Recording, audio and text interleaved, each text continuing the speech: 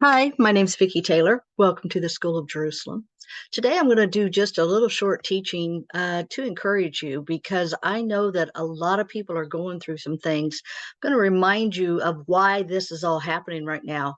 I'm going to call this the dark days of great trials. In Mark 13, starting there at verse 19, it says, "For in those days shall be affliction."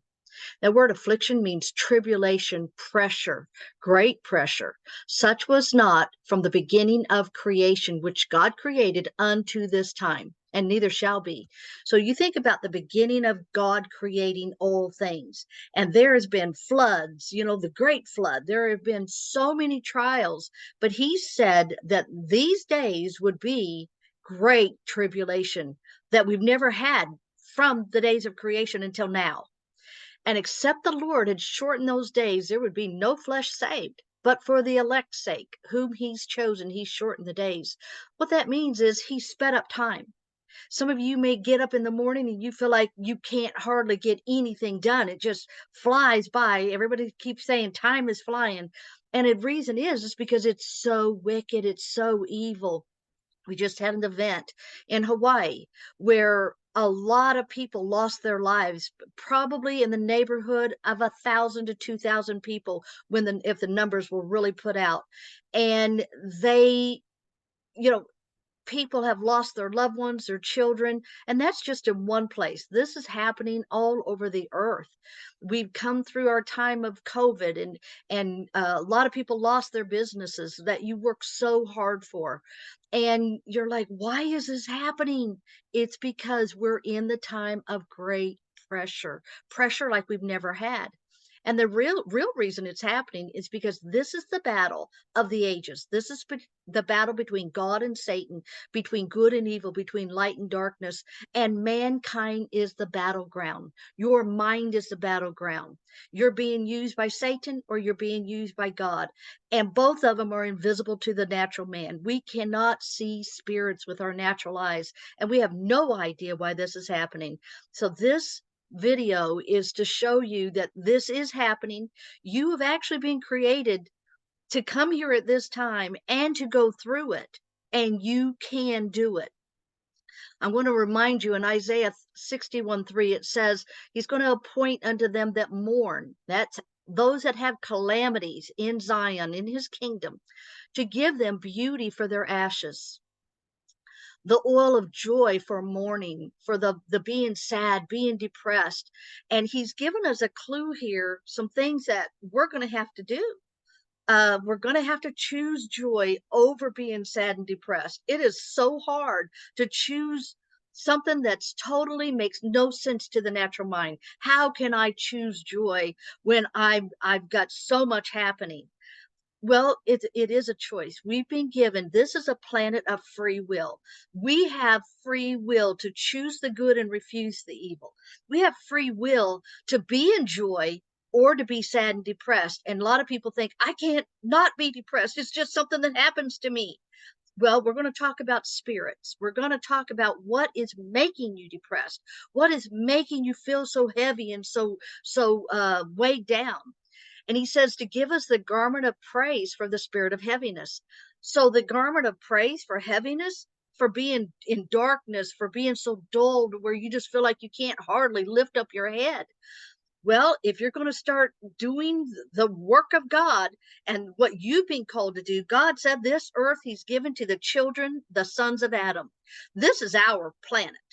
And this is our body, this is our mind, and we're going to have to take it back. We're going to have to fight for the land, and the land is you. And so you're going to have to choose to start praising out of your mouth when you don't want to praise anything. You're going to have to choose to start being thankful and grateful, and you can control your words. I don't care if you feel like it, I don't care if you think like it, because we're going to have to overcome all the things that is trying to make us give up. Give up. We can't do this. You'll hear thoughts. I can't do this. I might as well be dead.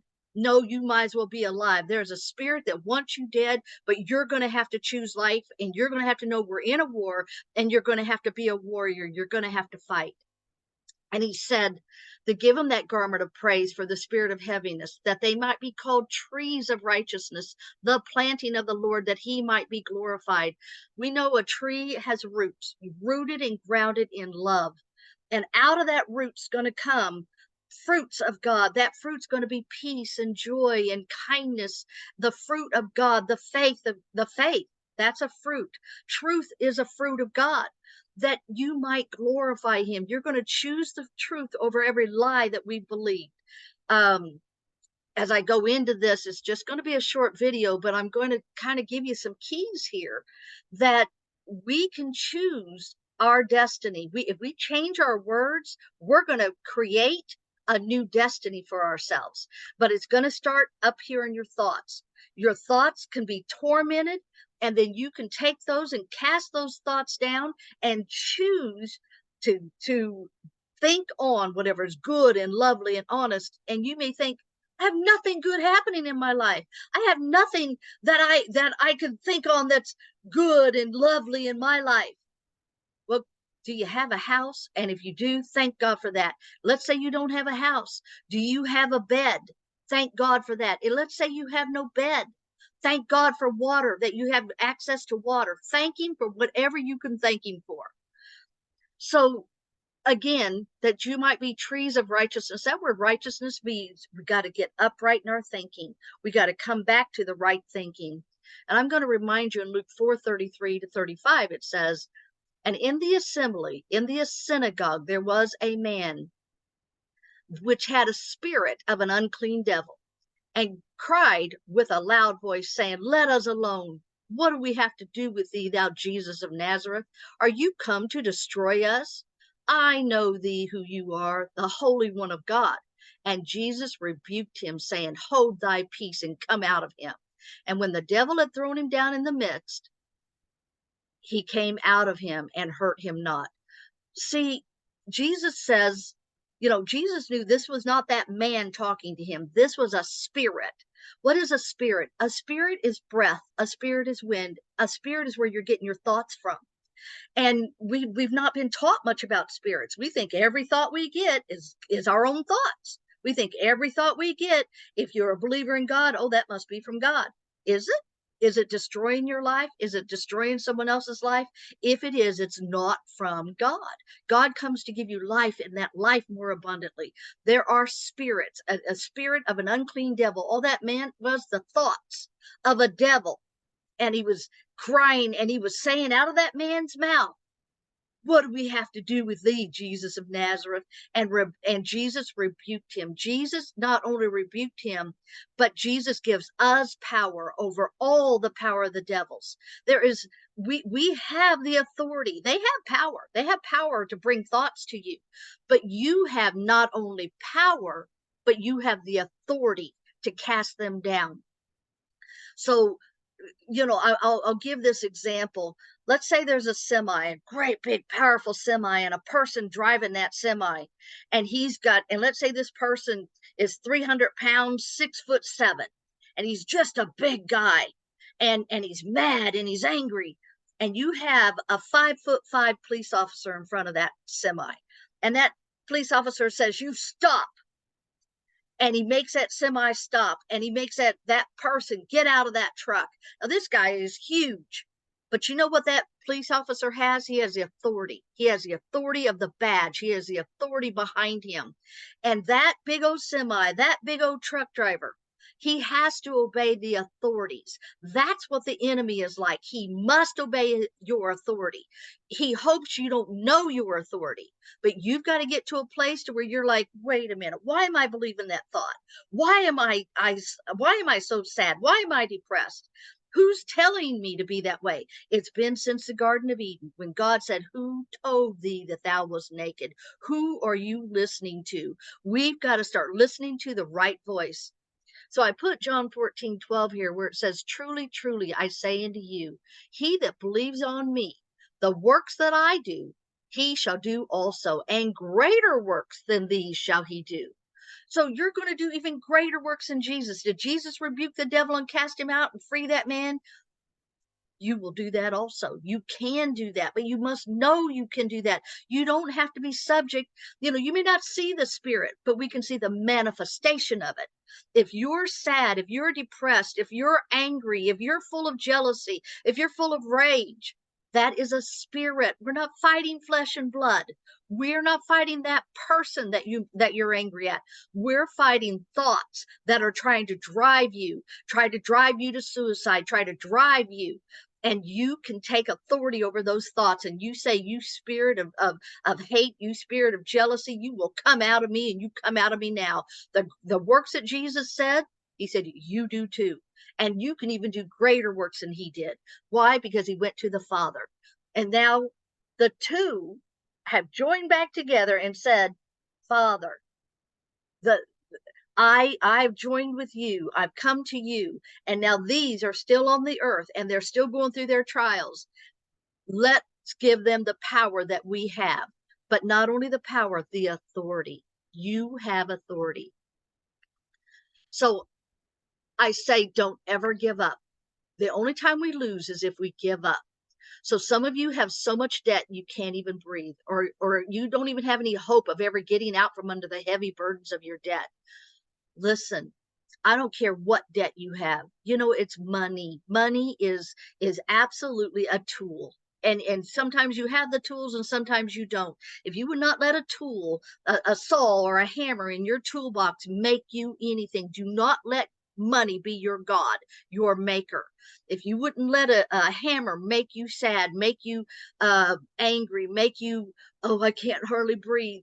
Listen, those debts, my own mother and father were in such debt so many times we got kicked out of a house, many houses, because they couldn't pay it. But you know what? They never gave up. It didn't matter what happened to them. The fact is they were victorious because they did not give up. And there are better days ahead. And let's say you have to default. Let's say you have to default on all your charge cards, on your house. Well, you know what? Learn from it. That's a part of your journey. Just say, okay, I'm going to walk on. Do not give up. Some have addictions and drives that are destroying you and or your family. Your addictions, it's like an itch that can't be scratched. It's like you can't stop. You've got to have this drug. You've got to have this alcohol. You've got to have it. And it just drives you because it's trying to destroy you. Listen, you have authority over that. You've been given authority to cast out spirits, and spirits drive you in your thoughts. You've got to learn to take back that thought realm, because as a man thinketh in his heart, so is he. But who's giving you those thoughts? It's a breath, but you don't have to do everything the breath tells you to. The breath is telling, let's say, some of these people that are destroying people's property and killing them. They could have told that breath, no, that spirit, that breath, they could have said, no, I'm not doing that. We are not going to go kill, steal, or destroy anyone's life. But most of us do exactly what our thoughts are telling us. We don't have to. We're in a war. It's time to stand up and take your mind back, take your words back, take your life back. Some of you are being tormented in your mind by spirits of hatred and jealousy, that you're just driven to anger and rage. And sometimes that anger and rage is even enough to murder somebody. But those are thoughts. It's not that person that you're so angry or jealous about, whether it be a wife, whether it be a friend, whether it be an enemy. I don't care who it is. Your fight is not against flesh and blood. It's against principalities and powers and spiritual wickedness in the high place. And the high place is your mind. They're the rulers of the darkness of this world. And this is a dark time. And the darkness means our ignorance. We're ignorant, and they rule us out of our ignorance. So if you have jealousy, you have to choose the opposite. If you have hatred, you got to choose to love. If you have jealousy, you have to choose to trust. Well, I can't trust that person. Why? Because the spirits are telling you this is going to happen. It's not your turn to watch that person. It's not your turn to watch them. I don't care if it's your wife. I don't care if it's a friend. I don't care who you're jealous about. You are not responsible to watch them and to take care of them. You cast that burden on God and say, God, I don't trust that person, but I trust you. And it doesn't matter what ends up happening. That's their journey. You walk yours and you can do it without anger and without rage. The opposite of anger is joy. You're going to have to choose joy. You choose to be in joy no matter what these thoughts are telling you. That's how you overcome unclean spirits. Some are so depressed and feel hopeless because of the loss of your homes and or jobs, and you have nowhere to even lay your head down. And you have great fears of not being able to even feed yourself or your children. Listen, that depression, that hopelessness, and the loss of your homes, jobs, you're going to have to get to a place. I don't care if I've lost everything. You know, Paul learned to be content in all things. We can learn to be content. And you know what? There was that home, you get another one. It may not be one you own, it could be one you rent. I don't care where it is. You're never alone. God is with you. And this isn't the end of your life. Don't give up. Keep persevering through the war. Just like a soldier has to go through the war, and sometimes his comrades get killed, but he keeps going until the war is won. This war will be won, and I will tell you, between now 2023 and 2030, it's going to be a time. It's going to be a time of darkness and of great trials like you've never had, but we're going to come out of it, and we do win. I'll say there won't be any casualties to this war. There will be, but we got to get to truth to know that we can do this. Some of you've lost your children to kidnapping, and you can't even sleep or even get to any peace because of your loss. Listen, I totally understand the loss of a child. I've lost a child. But not through kidnapping. But even that, we're gonna have to get to a place to where we keep trusting God, because God is always with us. Love, life, and light is with us, even when we can't perceive it, because God is a spirit, and sometimes we don't perceive that spirit with us. Just like there's unclean spirits with us, there are clean spirits with us. A lot of people think, oh, I can't have a spirit. Well, do you have some hatred? Do you have some jealousy going on? That's a spirit. Do you have addictions going on? That's a spirit. And Mark 13:13 says, and you shall be hated of all men. That word men is not in there. You shall be hated of all for my name's sake. But he that shall endure to the end, the same shall be saved. And that word endure means those that remain to the end of this, those that persevere under their misfortunes and your trials, and you hold fast to your faith. Your faith in what? Your faith in yourself? Well, your faith in yourself, that you agreed to come here, and you agreed to come at the darkest time of all of history. And you've agreed to overcome during this time. And you can do it if you stay, if you remain. When it says you'll be hated of all for my name's sake, hated of all spirits, all these unclean spirits that you can't see with your natural eye, but you can see them manifested, maybe through your spouse, maybe through a family member. They just, torment you. It's not that flesh and blood that you're fighting, it's spirits. Learn, how do you help somebody else? Get the spirits bound in you, then you can help somebody else. So I just wanted to encourage you today that you do not have to give up, that there is light at the end of this tunnel. And we were created to come here at this time, and we can do it. I just thank you for listening, and understand that this isn't the end. This is the beginning of a rest that's going to come. It's going to be a Sabbath rest that, if we endure, we're going to be at the greatest time in history to be here. Thank you for listening.